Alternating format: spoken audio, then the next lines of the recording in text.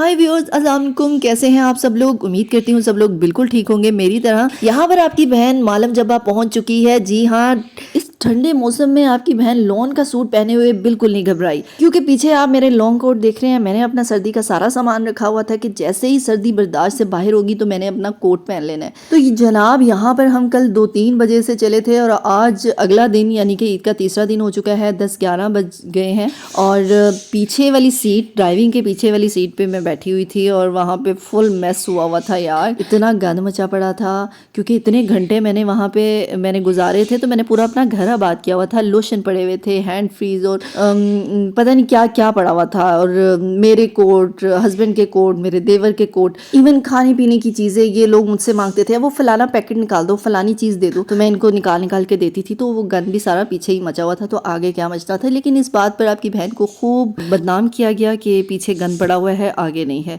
हालांकि ये सब कुछ खा पी के पीछे ही फेंकते थे कि इसको संभाल लिया जाए। तो गाइज यहाँ पर आप देख सकते हैं हम पहाड़ों में से कैसे लांग लांग के जा रहे हैं। गाइज इतने ज्यादा पहाड़ लांगने के बाद आपकी बहन को पहाड़न पहाड़न वाली फीलिंग आ रही थी। गाइज यहाँ पे मुश्किल वक्त हम पर आ चुका था। हम मालम जब्बा जैसे ही पहुंचे यहाँ पर हमें होटल नहीं मिल रहा था और आपकी बहन को शदीद किस्म की मेकअप की तलब हो रही थी, क्योंकि कल से मुंह तोता शोता नहीं हुआ था और दिल कर रहा था छेती से कोई होटल मिले और मेकअप की तलब को पूरा किया जाए। और दूसरी तरफ सेम हालात मेरे मियाओं के थे। वो कह रहे थे कि मैं बबर शेर बना हुआ हूँ, मैंने शेव करनी है, जिस पर मैंने उन्हें कहा यार ये कौन करता है, ये तो घर से कर आने की चीजें होती हैं। जनाब फाइनली हमें होटल मिल गया है। होटल के पीछे बार्गेनिंग चल रही थी। यहाँ पर मुझे पहाड़ों की एक साइड नजर आई जिस पर पत्थर लगे हुए बड़े खूबसूरत लग रहे थे। तो आपकी बहन ने सोचा क्यों ना फोटोशूट किया जाए और आपको भी दिखाया जाए। और ये मेरे पीछे पूरा होटल का व्यू है और यहाँ पर फाइनली हम इस होटल के अंदर इंटर होते हैं और ये बाहर से इसका आउटलुक है। कमाल था यार, ये पहाड़ के बिल्कुल सामने ये होटल था और इस होटल को ढूंढने में कितने तरले डाले गए नाजरीन ये आपको नहीं पता। लेकिन फाइनली खुशखबरी ये थी कि हमें ये होटल मिल चुका है पूरे 10,000 रुपए में। तो आइए चलते हैं, अब मैं आपको होटल के कमरे का विजिट कराती हूँ। तो वो ये कमरा है खुशकिस्मत। इधर से बुआ खोलते हैं और यहाँ से एंटर हो जाते हैं। ये सामने डबल बेड है, ये मेरे मियाओं का और मेरा था। और ये सिंगल बेड सिंगल लोगों के लिए यानी मेरे सिंगल देवर के लिए था। और ये देखें सामने वॉल इसकी कितनी खूबसूरत लग रही है, कर्टन कितना प्यारा है, कमाल है यार, फर्श कितना खूबसूरत था। ओवरऑल कमरा मुझे बड़ा पसंद आया, यकीनन आपको भी पसंद आया होगा। और ये साइड टेबल्स थी, साइड टेबल्स जितनी भी थी यहाँ पे थी, ड्रॉज थी, वो मैंने आपको ओपन करके नहीं दिखाई इसलिए क्योंकि उसके अंदर हमने कुछ नहीं रखना था। मैं जब भी आती हूँ मैं कभी इनके अंदर कोई चीज़ नहीं रखती हूँ, क्योंकि यार फिर वो अंदर की चीज़ें ना अंदर ही रह जाती हैं, फिर वो जाते हुए याद ही नहीं रहता, क्योंकि हमारा इतना स्टे होता है नहीं, 1-2 दिन का स्टे होता है। और फिर सामान सामने ही रखती हूँ कि जल्दी जल्दी यार याद रहे सामने क्या चीज़ पड़ी हुई है, बंदा जल्दी से पैकिंग कर लेता है। तो ये ड्रेसिंग टेबल थी, इसके पीछे भी स्पेस थी, यहाँ पर भी आप कुछ रख सकते हैं अगर आप चाहें, लेकिन मैं नहीं रखती थी। तो यहाँ पर इन्होंने जाए नमाज रखा हुआ था और किबला रुख को भी एरो से हर कमरे में बताया हुआ था कि ये किबला रुख इस साइड पे होता है। तो यहाँ से वो सामने कर्टन में नुक्कड़ नुक्कड़ में आपको नजर आ रहा होगा वो है टेरेस। ये सामने वाला जो दरवाजा है यार ये साथ वाले कमरे में खुलता था लेकिन खोला नहीं था, इसे परमानेंट बंद किया हुआ था। तो यहाँ से आवाज़ें वूजें चली जाती थी, इसलिए इस बात का ख्याल रखना पड़ता था कि कोई ख़राब बात ना की जाए। ये वॉशरूम का बुआ था और ये नीचे इन्होंने स्टूल रखा होता कि कोई छोटे कद का बंदा आ जाए तो वो छाल छूल मार के अंदर जा सके। और ये रहा फाइनली हमारा वॉशरूम। सामने आप देख रहे हैं लेट्रिन और ये देख रहे हैं ऊपर से भी आपको दिखा देती हूँ मैं। और ये बेसन है और ये नानी के लिए बाल्टी है और यहाँ पर छोटा सा सोप था, छोटा सा सोप जो सिर्फ एक दिन ही चल सकता था, यानी ज़्यादा दिन के लिए आपने रहना है तो आप अपने लिए ज़्यादा बड़ा सोप घर से ला सकते हैं। ये मैंने बुआ बंद कर दिया। तो नाज़रीन इसके बाद आती है टेरेस की बारी।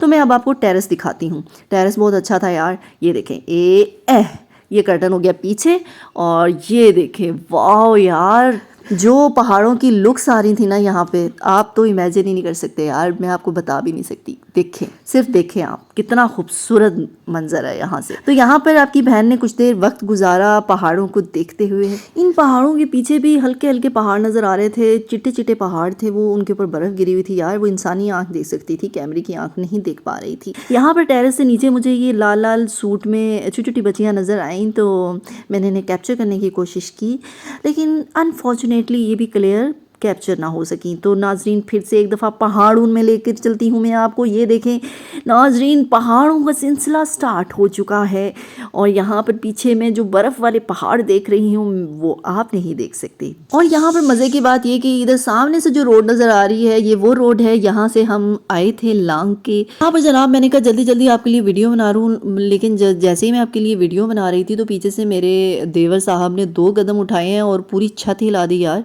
उनके चलने से ही छत हिल गई। ये देखिए ये घर अंडर कंस्ट्रक्शन है और ये आप ये सोचें ये लोग घर कैसे बनाते हैं पहाड़ों की साइड पे, कितने औखे औखे बनाते होंगे यार। ये अभी भी बन रहा है, ये देखिए बंदा लेके जा रहा है कोई चीज़। अच्छा आपने हमेशा नोटिस किया होगा इनकी छतें जो है हमेशा इस तरह नोकीली क्यों होती है, ट्रायंगल शेप में क्यों बनी हुई होती हैं? उसकी वजह पता क्या होती है? क्योंकि ये बर्फीले इलाके हैं ना, तो यहाँ पे बर्फ़ ज़्यादा पड़ती है, तो वो बर्फ़ जो है वो ऊपर से खिसक के नीचे आ सके। अगर ये बैलेंस रखेंगे यहाँ जैसे पंजाब में छतें होती हैं घरों की, तो वो बर्फ़ ऊपर ही रह जाएगी, तो वो जाहिर सी बात है घर की छतों के लिए नुकसानदेह है। तो इसीलिए वो ऐसे रखते हैं ताकि वो खिसक के नीचे चली जाए, उन्हें उतारनी ना पड़े।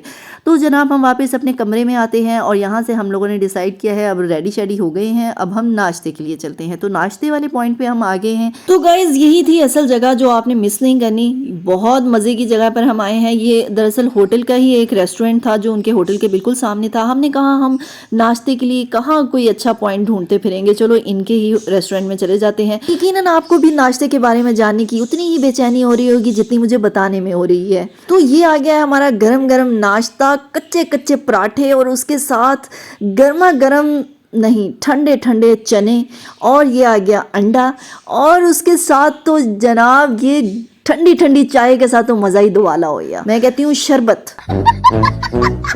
और फिर सवाल ये पैदा होता है कि इससे आगे क्या हुआ। इसके बाद हम होटल वापस गए और 2-3 घंटे हम लोगों ने खूब सोया, और सोने के बाद हम लोगों ने फैसला किया कि क्यों ना चेयरलिफ्ट के मज़े लिए जाएं। और फिर आपकी बहन वहाँ पर गई और इतना रश जो मैं आपको लाइव दिखाऊंगी, ऐसे लग रहा था कि कोई मेला चल रहा है, इतनी गाड़ियाँ। और यार पंजाबी लोग थे ही नहीं, ये सारे मोस्टली जो यहाँ पे घूमने के लिए आए हुए थे ना, ये सारी पठान थे जो मेरे ख्याल से आसपास के एरिया से आए हुए थे। लेकिन गाइज ये गल यहीं पर नहीं मुकती। आपकी बहन चेयर लिफ्ट के लिए इतनी ऊपर पहाड़ पर जोर लगा लगा के चढ़ी, और यहाँ पर ये व्यू नज़र आ रहा था। जैसे ही व्यू कैप्चर करना शुरू किया कि एक पठान भाई लंबी लंबी जुल्फों वाला इधर आके ये आ गया, ये आकर इसने मेरी वीडियो का सारा व्यू ख़राब कर दिया। पता नहीं मैंने कौन सा गुनाह कर दिया था जिस पर इसको बड़ा ही गुस्सा आया।